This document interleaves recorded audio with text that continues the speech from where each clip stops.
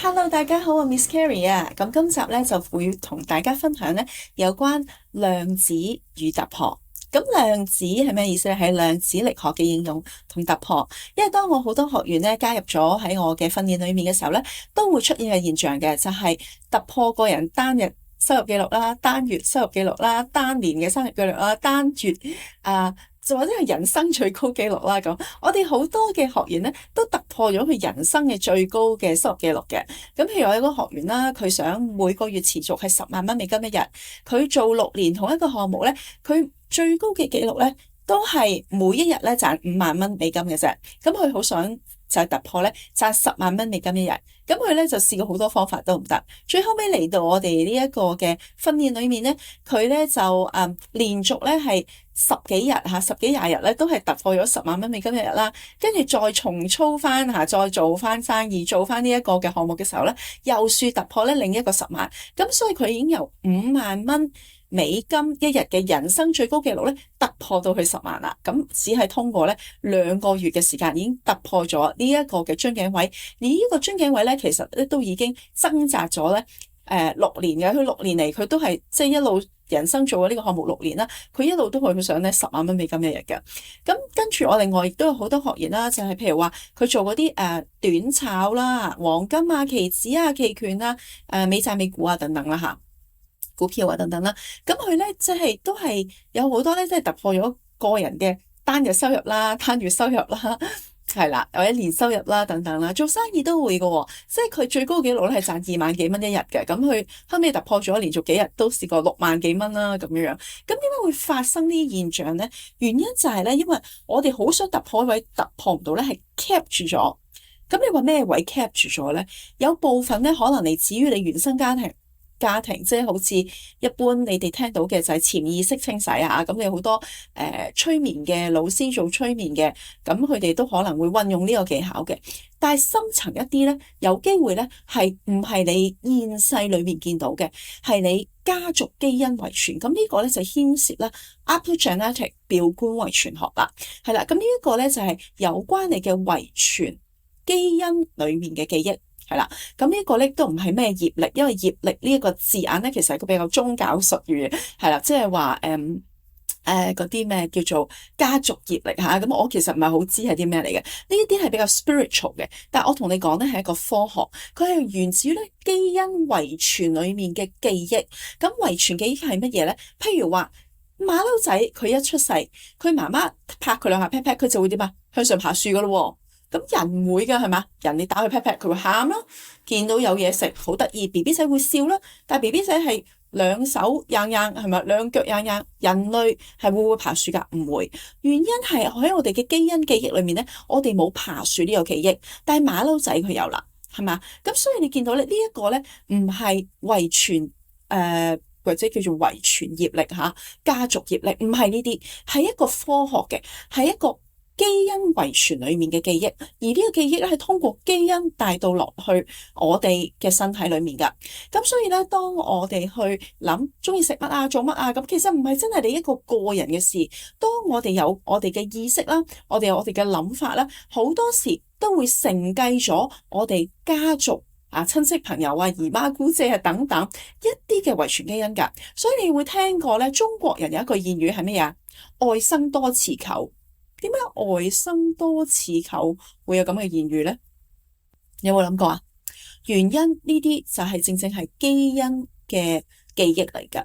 咁所以咧，通過喺清理啦，同埋改寫基因記憶、基因遺傳喺遺傳裡面嘅記憶、遺傳記憶咧，我哋就可以唔止係洗走，而且係可以改寫嘅。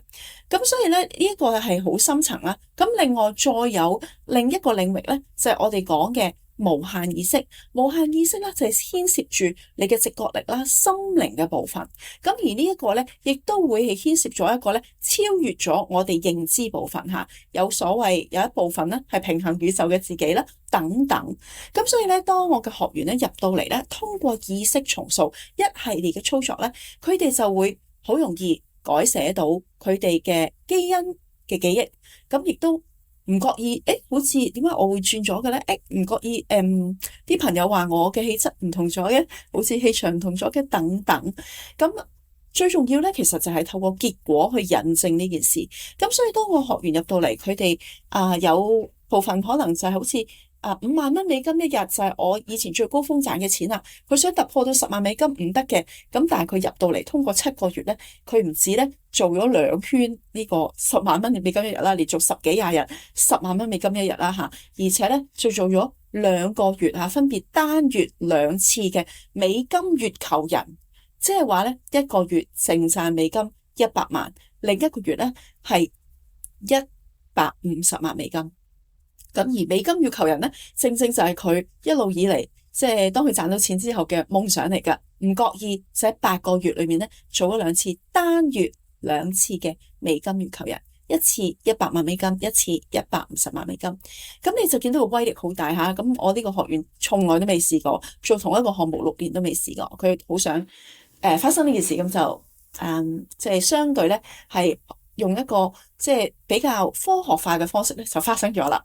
咁另外咧，我都好多學員咧就係佢嘅生意額會暴增啦，跟住可能有一啲咧就係我亦都有學員咧牽涉可能係一啲不公義嘅情況下喺官司嚟嘅，咁啊拖咗都半年時間㗎啦，冇氣息咁樣嚇，通過咗只係一次嘅重訴之後咧就嘭一聲就當然啦，佢都有做其他嘅assignment 即係功課啊，喺個課程裏面有一啲嘅培訓訓練激活咗佢財富基因啊，咁佢亦都係本來咧佢係索償咧係一個數字，但係點知咧對方咧唔止賠翻晒所有個律師費俾佢啦，仲賠翻咧超過雙倍嘅金額俾佢。哇！佢真係好開心。咁呢個學員咧遲啲又都會親自去訪問佢，咁大家會見到噶。咁亦都有啲學員咧，其實佢係即係佢好想咧就係突破，好想改變，但係佢試過好多方法都唔得。咁用吸引力法則啦，跟住亦都上過好多唔同身心靈課程都唔得。點解咧？原因咧就係其實係同嗰個深度有關係。究竟你係咪去緊一個可以量度科學化嘅方式，係基因記憶裏面去改寫咧？咁如果個導師係可以做到呢樣嘢咧，其實喺我哋嘅生理我哋嘅三維世界係最深層嘅。咁而另一邊咧，就係一啲我哋係再超越我哋嘅即係去到一個比較屬靈嘅部分啦，一個屬靈部分，但係都好多科學家認同嘅部分啦。咁呢一個咧就係無限意識嘅部分。咁經過無限意識咧，可以係打通你嘅直覺力啦、心靈部分啦。而你嘅心靈咧，有機會都唔係淨係你今世影響嘅，可能遺傳咗婆婆係啦一個嘅。基因記憶影響到你嚇，咁我有機會係出現咗內在嘅自我破壞，即係明明有啲好嘅金錢嚟嘅時候，你會自己破壞冇呢啲金錢嘅喎。舉個例子就係由於你即係因為即係自己 block 咗自己，唔攞到更多錢係啦，咁於是咧就。嗰單官司咧就棘住咗、拖住咗，冇反應啦嚇。但係通過激活啦，通過我個學員就係通過自己掌握翻自己有嘅能力啦，唔會再乜嘢都頭即係唯唯是道啦，即係話你又啱，我又啱，佢又啱咁樣嚇，比較圓滑啲。佢真係咧 own 翻自己 power 嘅時候，佢就見到我嘅命運就不一樣啦。咁個官司。對方打退堂鼓啦，肯賠翻錢俾我啦，等等啦嚇。咁亦都有啲同學咧係經歷就係話月收入啦、日收入啦都係突破。咁最明顯咧就係做 trade 翻同學，因為咧短炒你都知啦，其實會有賺有蝕嘅。咁呢個咧係牽涉嘅技術咧，就係你嘅直覺力。究竟你係咪入去嘅時候啱位，跟住出嘅時候就賺到錢？一出就勁 drop 啦嚇，即係勁跌啦咁樣樣嚇，或者反方向啦咁。我啲學員咧都係之前咧成日都輸㗎，即係做咗10幾年買股票或者美債咁都係輸嘅，都唔好講贏嘅輸啊，你唔好話贏唔係輸多，贏就係輸多。咁但係入到嚟咧，通過一個科學化嘅目標設定啦、目標評估啦、量度潛意識係咪配合啦，跟住有一啲即係。每個人一個量度嘅功課啦，等等，咁同我深入溝通之後呢，而家佢嘅目標係每個禮拜都賺錢，佢就見到一個新 pattern 出現，真係持續2個禮拜、3個禮拜，真係賺錢啦。咁呢一個 pattern 咧，令到我啲學生好開心。其實好多嘢呢，我哋需要一個呢係科學化嘅量度。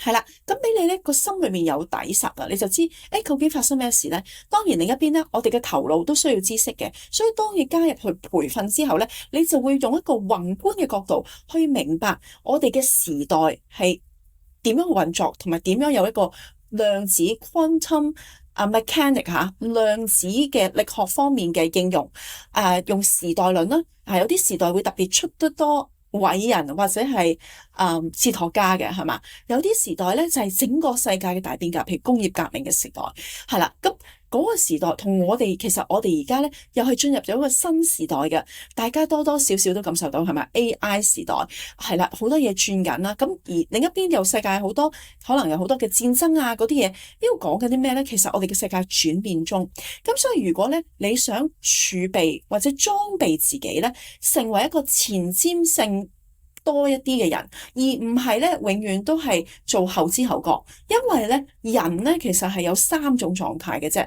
一種就係先知先覺，另一種就係後知後覺，再最後一種就係唔知唔覺。咁你選擇做邊一種人呢？咁如果咧你想了解更多，點樣可以激活你嘅無限潛能，讓你快速夢想成真，特別喺財富方面咧，歡迎你咧喺說明欄嗰度咧見到我哋團隊 WhatsApp 係啦，咁你可以咧 WhatsApp 留言了解詳情，咁我哋嘅團隊咧就會通過 WhatsApp 咧係同你去交流，俾更多嘅資訊你噶。咁多謝大家咧係收睇呢一集嘅量子與突破。咁如果咧你嘅人生咧經歷咗啲乜嘢嘅突破啊，或者你對量子力學呢方面有冇應用嘅心得或者經驗咧，歡迎你留言分享話俾我聽㗎。咁我哋下一集再見。